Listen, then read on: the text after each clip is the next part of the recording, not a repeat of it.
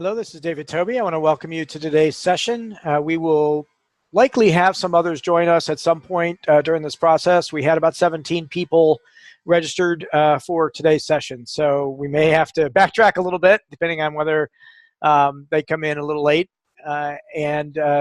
We also today are going to be welcoming a number of new members to the community, and therefore we'd like to use this opportunity to kind of take a little step back and talk about where we've been, what we've accomplished, and where we're going forward. This is an important intersection in our journey because we are in the process of transitioning from the organizing, structuring, and mapping of the course design to the actual instructional design component, where we'll be building the instructional modules, the lab specifications, etc. So this is a good time for us to be transitioning in some new people to help with that process, and we want to welcome them. And as I said, today we'll go over briefly some of the new structures we're putting in place on the community to help you on the Google Plus community. We had sent out, Alan Watkins had sent out a survey to ask your feedback on the community site to make sure it's both helpful and engaging, and we got some great recommendations from you all, so we really want to thank you for participating in that feedback survey, and we are in the process of making some changes based on your recommendations. And so we'll talk a little bit about that today, and then again, of course, as we always do, we'll talk about the task that we have ahead of us for this week, as well as some of the upcoming tasks. So before I jump into that, though, let me start by just asking Alan or Vinny, your talk chair, if they have any comments they would like to make. And so, Alan, I'll turn it over to you. Good morning or afternoon, depending on where you are. I think most people on the group might be East Coast, and I'm on the West Coast. I don't know if we've got, looks like we might have a couple new people in the group, so welcome to you. And just echoing David's thanks for the work so far for those people that have been participating up to this point. I think you'll appreciate some of the changes that David's going to go over as far as the structure and how we're going to coordinate things moving forward. I would like to ask, there's someone who's dialed in with a 240 area code. If you could let us know your name, that would be great, and we can include it so we know who's with us. You can unmute yourself. Well, they may not be able to if they're on the phone. I'll unmute them for them. There Okay. you go. Now they're unmuted. Yep, that would be Dickie George. I've been here before. Okay, Dickie, thanks very much. Thanks, Dickie. Yeah, I couldn't run the web for some reason. It's denied by my system. I don't know if they put something new in place. I've been able to go on from my PC before, but phone this time. Okay, Dickie. Yeah, not surprising. You know, the nice thing about the Google framework, of course, especially for a volunteer effort, is it's free and publicly accessible. Right. But unfortunately, with free and publicly accessible come all those things that people want to filter out. So we appreciate you joining us today. I'll go ahead and put you back on mute. Okay. And there's a couple more people. Yep. Go ahead. There's a 914 area code that dialed in. Can you let us know who you are? 941. 941. Sorry about that. Yeah, hi, this is Doug Logan. Doug Logan? Okay, thanks. And then we had a 732 area code.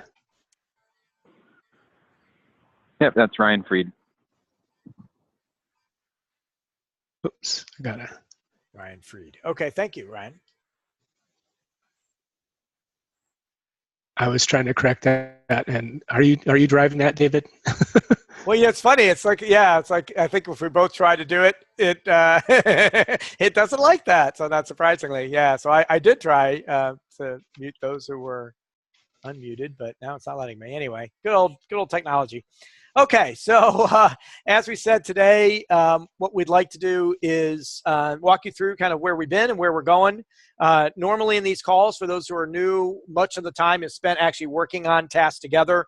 The main purpose of the calls are to provide a kind of a time slot so that everybody's scheduled to work on the panel activities. Sometimes it helps to have something in your calendar for that.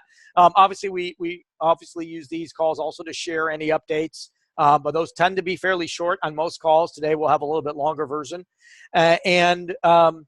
The other purpose for the call is if anyone's having any technology issues or concerns or anything that's affecting their participation in the tasks and activities, for them to be able to share that and for us to be able to support them during this time. So we will today go over, as I said, a number of updates, and then after that we will turn you free to work on the task for the week.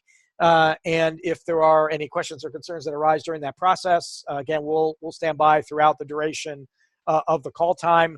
But as you're progressing, again, as with all of our calls, once we go into the working session, if you feel you're fine, you're working along, feel free to drop off, and then we'll see you in 2 weeks or thereabouts. Now, this call is the last actually scheduled call for the panel sessions.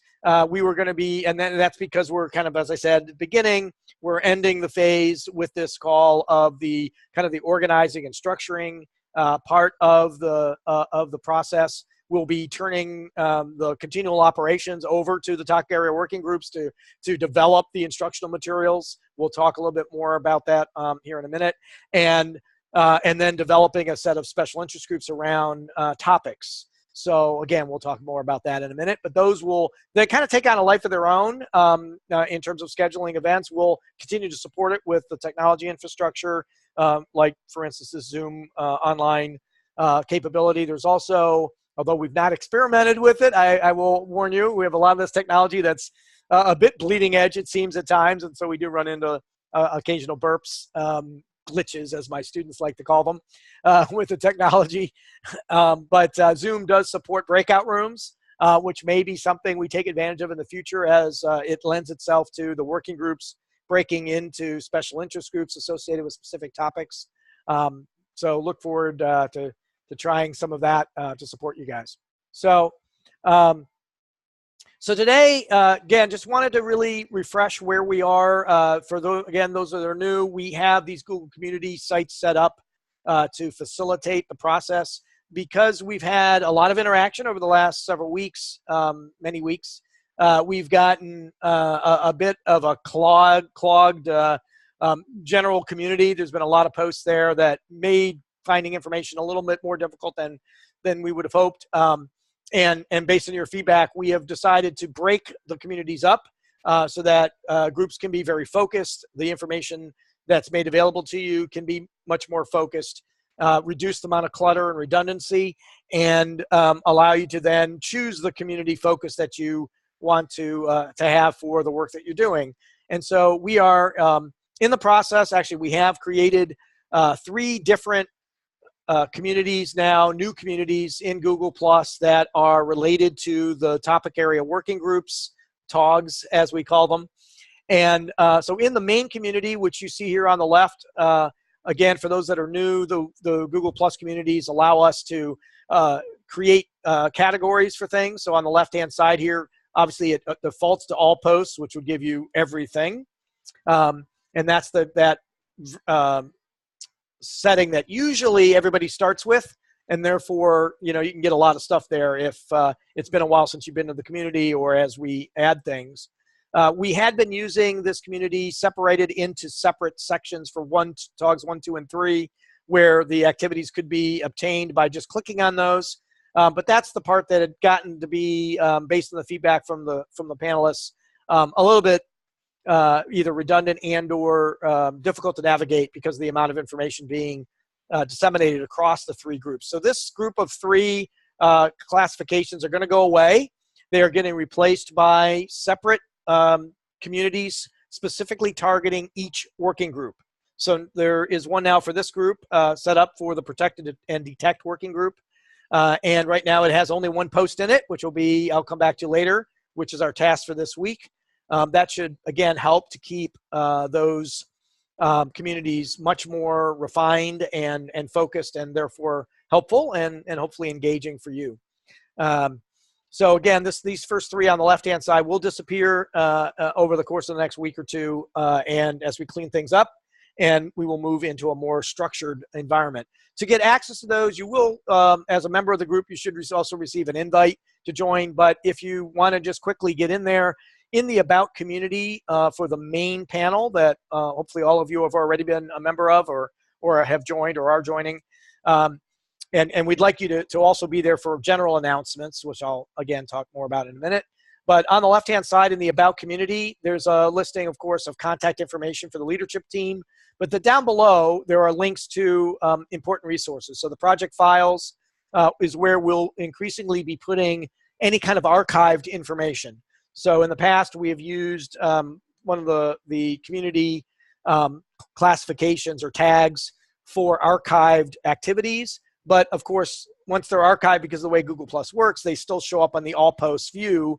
And again, that was creating some clutter. So we are now going to be shifting any kind of archival mechanism to Google Docs, Google Files, really, not Google Docs. Well, Google Docs in the Google Drive structure. And so this project files will give you access to anything that's been archived, as well as other documents and materials that'll be useful to you. So that's one important noted change. Secondly, as you can see here on my screen, on the left-hand side, at least I hope you all can see, it looks like you can.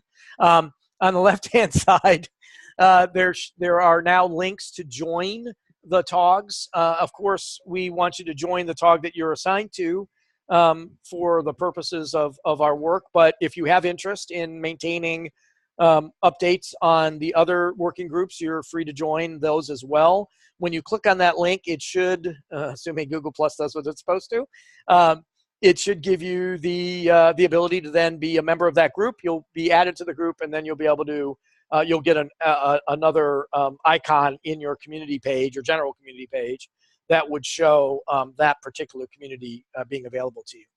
So that's a simple and easy way to join the TOG. If you're, for those who don't want to wait for the email that you'll receive for your group, go ahead and click the Protect Detect TOG link, and that will take you into this one that I'm showing here on the right. Okay, so that's first thing about the structural change. As I mentioned, we will also be, over time, creating a further breakdown of the working group into special interest groups. The special interest groups will be based on topics that are related to the course, and that will make much more sense as we get into the final set of organizing activities, which is the first set of activities that we're asking our new members to do, both in order to get a richer and more effective psychometric structure that we know is empirically based, evidence-based, but also it's a great way of transitioning from the prior work into our new focus on instructional design, and should provide a good background for the new members to get acquainted with the prior work without having to have gone through all of it. Also supporting that for, again, those that are new, and as a reminder to others, again, if you close down, you can just use these arrows to close or open those sections. In the filter area, as I showed you before, there is a couple, well, first of all, a new item for Community Help Desk. So if you have any technical issues, getting into any of the activities, participating, accessing the community, any other feedback that you would like to give us about the communities, or any questions you'd like to ask, please feel free to post and select that category as your category for your post. It will ask you that after you've created your post. When you go to add it to the community, it'll say, where do you want to put it? And if it's an item that relates to any type of help desk or question regarding the community, please post it to the Community Help Desk. Obviously, anything for the general panel, if you'd like to post information that you think would be helpful to everybody, post it to general discussion. Recommended reading is an area that already has quite a number of useful materials there for the panel members. And again, as a refresher for those who have been with us all this time, and for the new folks to have as important materials for you. In this section are a number of documents that we believe would be quite helpful to you as you get up to speed on what we've been doing. So there's the list of learning objectives that were identified by this panel to align with the work that was done by an earlier panel. And last year, the Curriculum Standards Panel of 2016 took the entire curriculum and degree structure, et cetera, that National CyberWatch had created and mapped them to a series of frameworks and standards that had been produced previously. So the NICE framework, the NIST framework, there's industry frameworks such as ESC2M2 for the electric sector, and there's the international standard that was developed by the National Board of Information Security Examiners for job performance requirements. And so all of those, along with some others, are mapped in the 2016 panel report, and that report is available for you in the recommended reading section. There's also some posts that some of your fellow panelists have provided here on important materials that can provide background that could be helpful to us as we design this curriculum. And we'd like to encourage more of you to do that as you come across documents, either certainly documents you've authored or documents that you feel others have authored that would be of value for the community. Please do post those, and as those resources will be quite useful as we move forward. So here's a couple. Taz and Chris proposed some documents that might be helpful to us. There's also reference documents in this recommended reading, such as the list of learning objectives that resulted from the panel work to date. And again, very useful for the new folks, but again, for those of you who have been with us, I think you'll find this list is helpful as a refresher. It also is a great example of how what we're doing differs from the traditional curriculum that has been developed in cybersecurity. Most curriculum today uses what's called an outcome-based approach, which is designed to determine who should graduate, who should be certified, and even down to who should get an A, a B, a C, or whatever in a course. That kind of outcomes-based approach tends to separate or select people out based on their performance rather than their potential.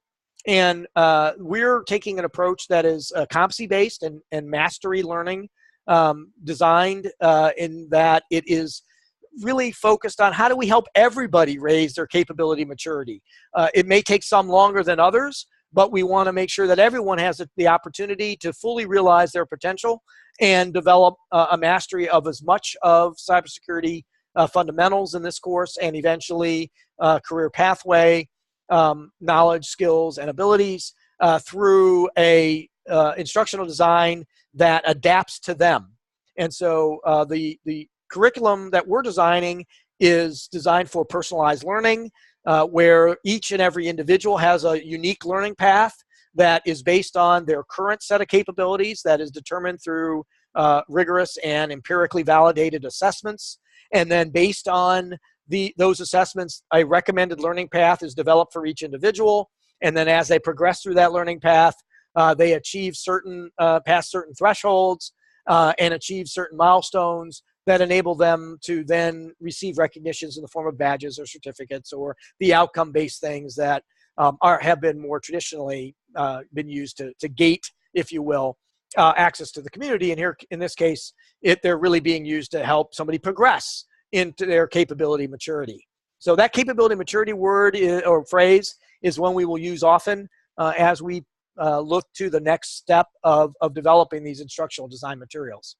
The relevant terms, such as what is capability, what is competency, what is knowledge, are contained in a document that we, again, feel that you will find is very valuable, especially as we enter this next phase. So it's a taxonomy of relevant terms. It provides some examples of those relevant terms for cybersecurity. As you'll find in that document, we are very, very particular about how we use certain words. And this document, therefore, is extremely important so that we're all clear and literally on the same page, pun intended in this case, in terms of what we mean when we say a competency, when we say mastery, et cetera. So that document is available to you for your review, obviously at the outset or even anytime throughout the process to kind of remind yourself what we mean by these various terms.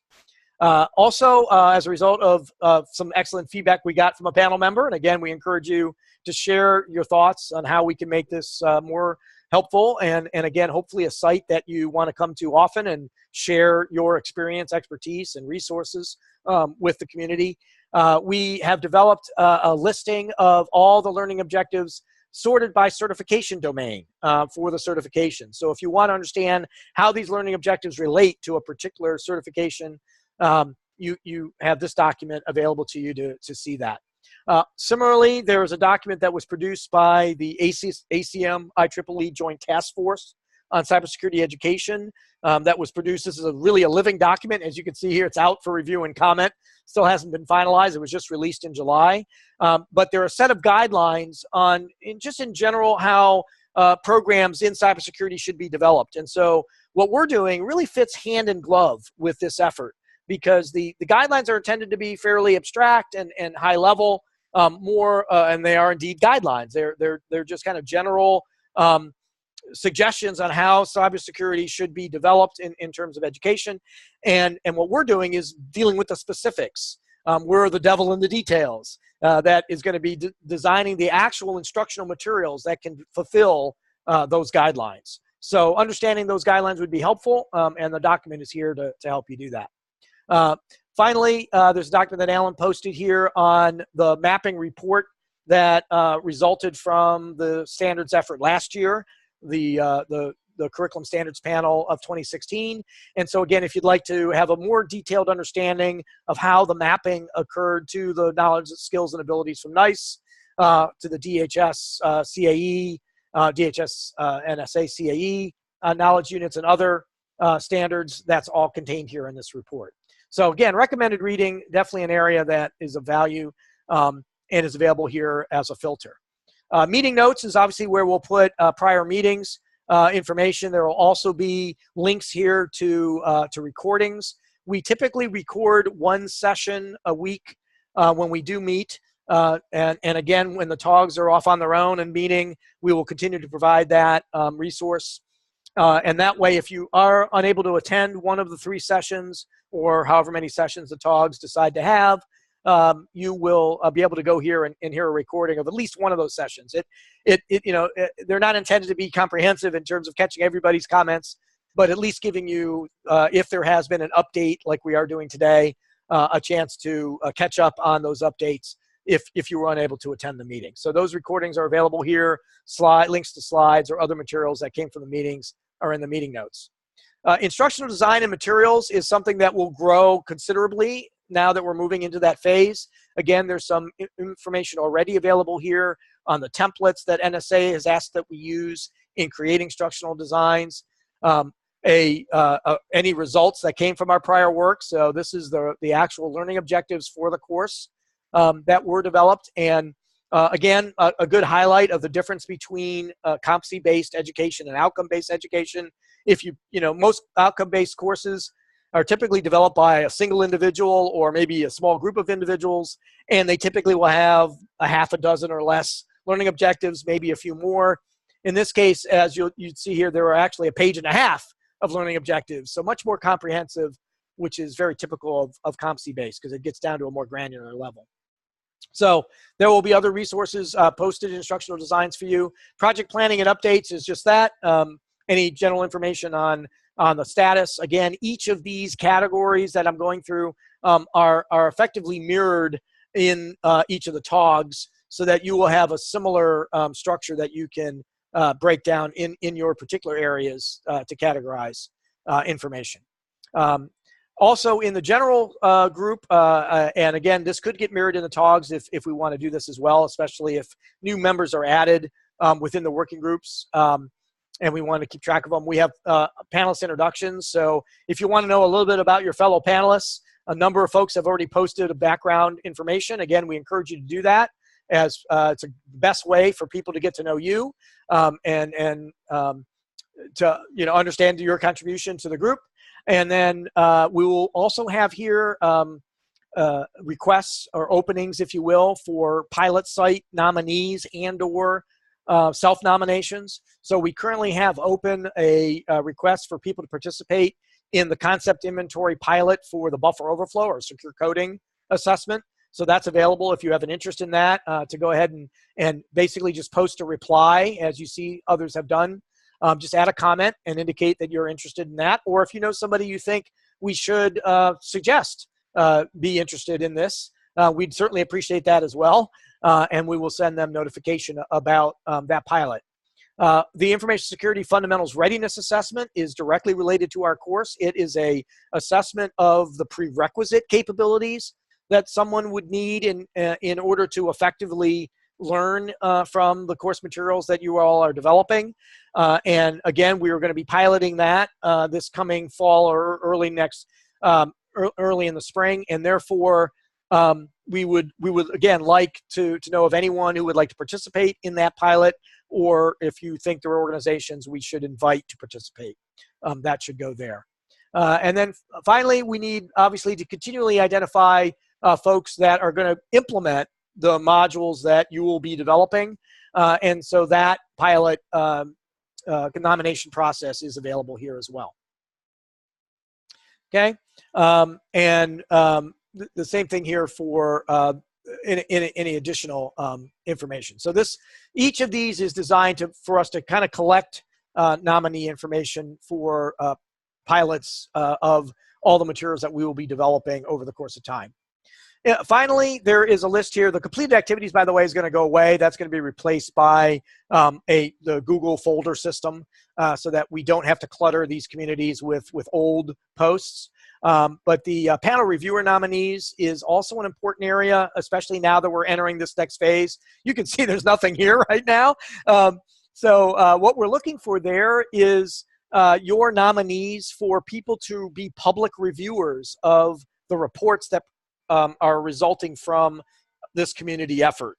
So as we start to produce reports of the structure, the instructional designs, the specifications for labs, etc., we would like to be able to submit those to a more public review. And so if there are institutions, individuals that you believe would provide important feedback to us from a public review and comment on that material, we would greatly appreciate you nominating them and tagging that post with the panel reviewer nominees. So that's all in the general community. And again, hopefully this will become much more streamlined now with the new structure, and be much easier to navigate, much more engaging, and hopefully encourage you to contribute more. We really would love this to be a self-administering and self-propagating, if you will, community. And so we'd encourage you to post often with ideas and resources that will be valuable to everybody. Then in the individual TOGs, each now has their own, as I said, their own section. And so here's where you'll find all the important items for what we're working on currently in the working group. So today, we are going to be, in a moment, setting you free to work on the session activities for this week. Our focus now is sequencing the learning responsibilities by responsibility area. And basically, the structure is that we have overall responsibilities areas, which came from the international standards effort on job performance. And then there are a set of responsibilities that relate to those that come from a variety of sources, some of the other frameworks, some of the certifications, and of course that job performance modeling effort. And what we're asking you to do is think about how someone should learn how to perform these responsibilities in terms of the sequence of learning in order to ideally develop mastery in that responsibility area. And as with all of our activities going forward, again, based on some recommendations that came from you in terms of that feedback survey, we always have our task instructions here at the top, a link to that particular activity. But then we've added this expected time to complete to give you a feel for how long this task should take.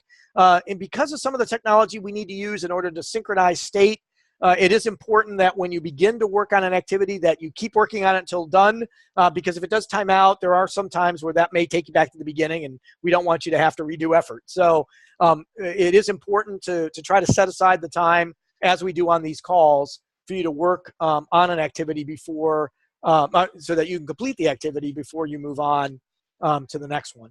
So that will now be listed here to give you some feedback, and then also the deadline for when we'd like to try to have that activity completed. Finally, the link itself is posted, so you can just click directly on it. When you do that, you will come to a page. Let me just make this a little bigger so you can see it better. Oh, and of course, I timed out myself. That's a good example, but what happened if you time out? So when you click on that link, it will take you to an activity. Now, I was already in this activity, and therefore it remembered where I was. That obviously depends on whether you have got your browser set up to allow for cookies and things. So you may come back to the beginning, or you might be able to go away and come back. I'd encourage you not to rely on that. It is supposed to work that way, but as we all know with technology, sometimes it doesn't quite work the way we'd like. And so again, to the extent you could plan to complete the activity before exiting, that would be best. Or if you do need to run away, you have an urgent matter come up and you need to move away from what you were doing, if you could either choose to exit and clear, that would start you over, or at least make sure you shut down that browser tab so it can record a cookie and bring you back if it's possible, depending on your settings. So what we have here is an example. You will receive a different one to start. It is randomized for psychometric purposes, but we are asking you to review the responsibilities that were previously mapped by the panels to the responsibility area, respond to intrusions. And so there are these 4 responsibilities. Again, as I mentioned earlier, we are very particular about the words we use. And so all responsibilities begin with the word ensure, because that's what a responsibility really is. It's ensuring something happens. So the way this works, we literally would just click and drag over to the right-hand side to order in the order that we believe would be best learned. And if you want to rearrange them once they're ordered there, you can do that. And then once you have them all ordered the way you want, again, maybe checking to make sure they're exactly the way you want them, you would click next. You'll get a different responsibility area to go through, and off you go. The whole process should take no more than about 30 minutes. You'll have plenty of time today to finish that on today's call. And at the end, it'll click submit, and off you go. And it should then take you back to the community or at least close out the activity. There are 14 responsibility areas, so this number will increment, obviously, as you go through each one. And as well, the bar here at the top will indicate your level of progress in completing that activity. That's pretty much it for the instructions. If there are any questions at any time, you can post it via chat. You can unmute yourself and just raise it to the group. Obviously, you can also post to the community in that help desk area with any other general questions or concerns. And with that, let me just see if Alan or Vinny have anything else they would like to add. If not, we'll set you free to work on the task. No, I don't. I also don't have, but welcome everyone. And we're all here to help you. Great, terrific. All right, well, again, thank you very much. You get to this activity again either place. So you can, if you have not already joined the TOG2 community, if you want to get it from the general one, you can click on session 2 activities, or TOG2 session activities. It's this one here on the right-hand side.